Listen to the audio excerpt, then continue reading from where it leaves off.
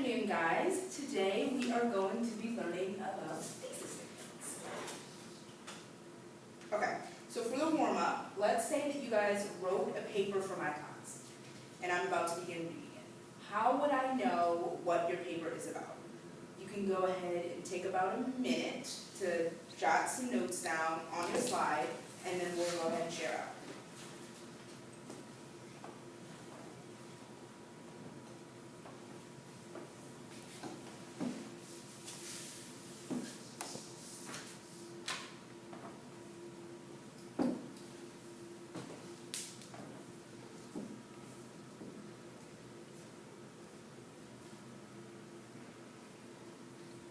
And Era, are those printouts of everything that we're doing? Yes, I have the PowerPoint slides on there as well, and then the last sheet should be the sheet that they'll need for their activity. Excellent.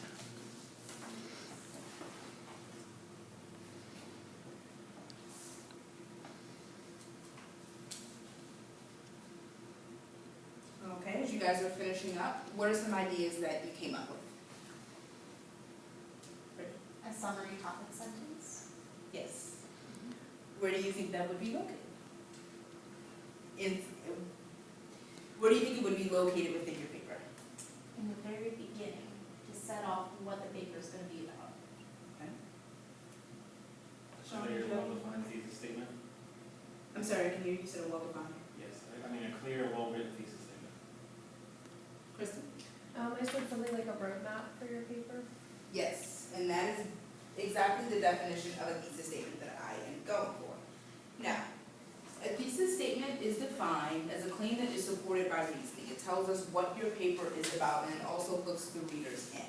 The reasoning allows the author room to expand just as a tree has limbs, the reason for the theme of this PowerPoint.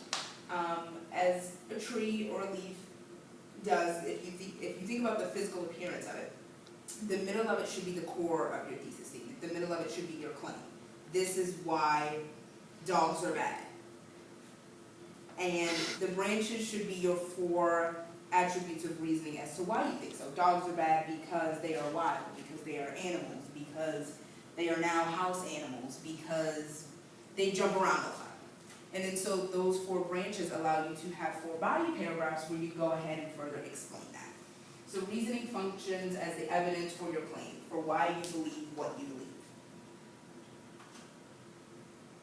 Questions that a thesis statement should answer. It should be debatable in your personal opinion with correct diction. You should not have, I think this, I think that. There should be no first person within your thesis statement. It should be debatable. It shouldn't be a fact. My thesis statement can't be, this is a classroom. We all know this is a classroom. It must be debatable. It must have your reader thinking, wow, I agree with this person, or I don't agree, and let me continue reading to find out why. It tells you what your paper is about. It gives you the so what. The reasoning and the evidence should be the so what. Why do you feel this way? Why should I keep reading?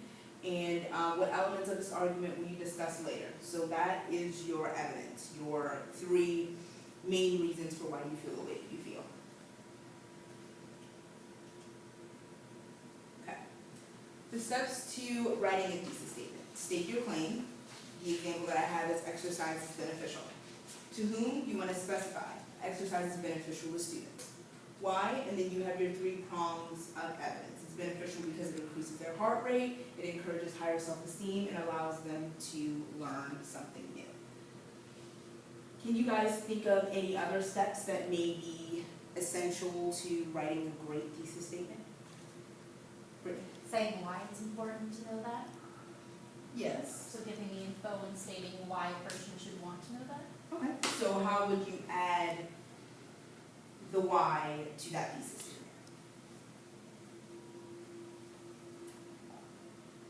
Stating some of the effects on the person more so.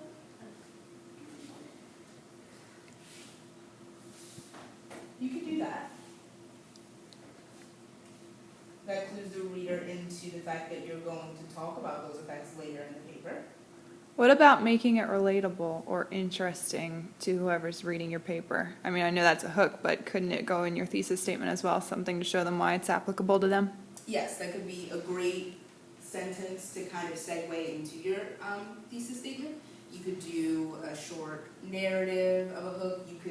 You could just start off with, you could use diction to really make your thesis statement a hook. You can make it crazy, or you can make it a quote, and then someone would be like, wow, I want to know why this person feels this way. And another important step before writing your thesis statement is brainstorming and figure out what interests you or what you want to learn more about, because this is a learning experience for you just as it is for your readers. Okay, now we're going to practice. So I want you guys to write a thesis statement about a topic of your choice, and I will give you 45 seconds to do that.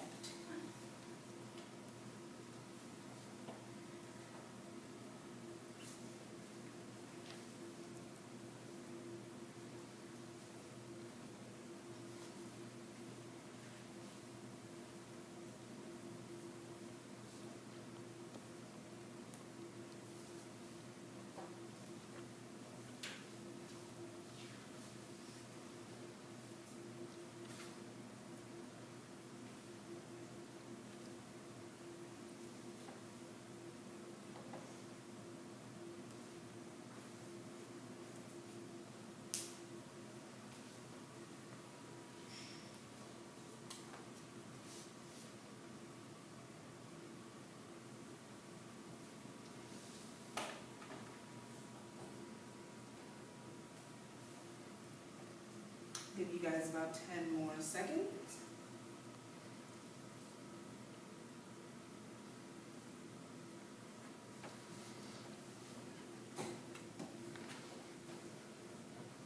All right, let's go ahead and share these out and see what we've got. Sean, what is your thesis statement about, and what is your thesis statement? It's about the necessity of space exploration. Okay. Space exploration is imperative to the success of humanity, semicolon. Its benefits are myriad, and is necessarily the next step in human evolution. That's really good. I like how you've combined two sentences so that you can include your reasoning as well, the semicolon. Brittany? Era is a great teacher because she is intellectual, kind to everyone, and very nurturing in a classroom setting.